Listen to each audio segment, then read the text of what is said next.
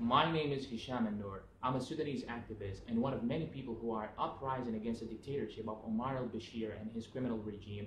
I'm recording this video to show you how bad the situation is in Sudan, especially that I might not have another chance to record this after being threatened to be killed and lynched in public for letting people know about their constitutional right. That is my only crime, which I'm proud of.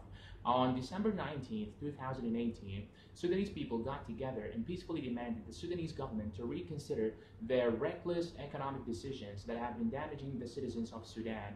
Ever since Mu'taz Musa took over two governmental positions simultaneously in an unprecedented event where he was assigned as a prime minister as well as the minister of finance, the prices of bread, main food supplies, and medications have doubled, and so has the inflation rate, not to mention that they're on their way to lift subsidy of all products. And to make matter worse, we can't cash out our money given the fact that the Sudanese government has set the daily withdrawal limit at 1,000 Sudanese pounds max, which is around $20 or less, because apparently banks all of a sudden have run out of money and not a single press conference was held to let us know where all the money went.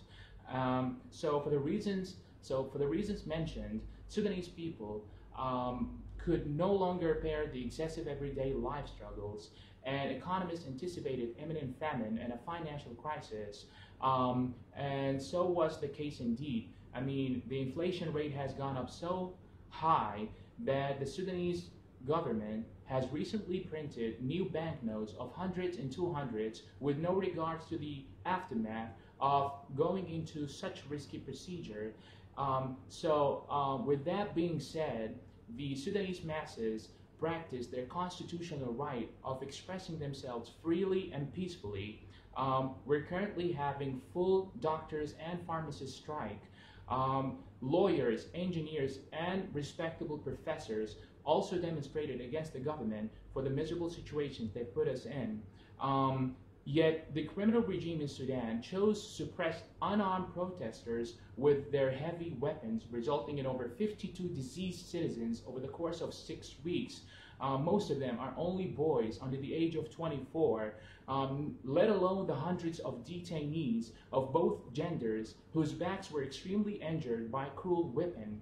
Two boys lost their hands. A young man and a woman lost their right eye. A doctor was shot 14 times for treating injured protesters. A teacher was tortured to death by sticking a metal object of 52 centimeters long up his bottom. And to top it off, he was brutally beaten until his kidneys totally stopped functioning. I personally cannot leave my house. I can't meet my friends. I can't even get together with my family. I can't practice my constitutional right. I can't even pray in the mosque. I'm really worried about my own safety. My aunt was pulled over by a woman that works for the government who threatened her to have her 3 children killed if she doesn't give me away. And she's only given 1 week to do so. So that's why I'm desperately recording this video, begging the UN, the foreign embassies in Sudan, the human rights organizations, and every other organization that has devoted itself to protect the rights of human beings, and even active individuals like George and Amal Clooney, that I hereby kindly ask you to step in and spotlight our issue with no further delays to help us to put an end to this criminal, unlawful, and non-humanitarian regime. For we are slowly being driven to a genocide for only asking peacefully to be given back our dignity as individuals, as people, as humans. I also urge Al Jazeera, CNN, BBC, Fox News, DW, Al Arabiya, Al Sharq, NBC, the New York Times to fulfill the professional standards and ethics of journalism and media, to reach out to the rest of the world, holding up our voices, the masses' voices that you swore to protect, foster, and deliver, so we can make the world better, more civilized, safer, and dictators free. We have another march coming up on Thursday, February 7th, which is tomorrow. It's located at the Arabic Market at 1 o'clock. Help us not to get killed in the streets. And to my people, tasgud bas, and that is all, it must fall.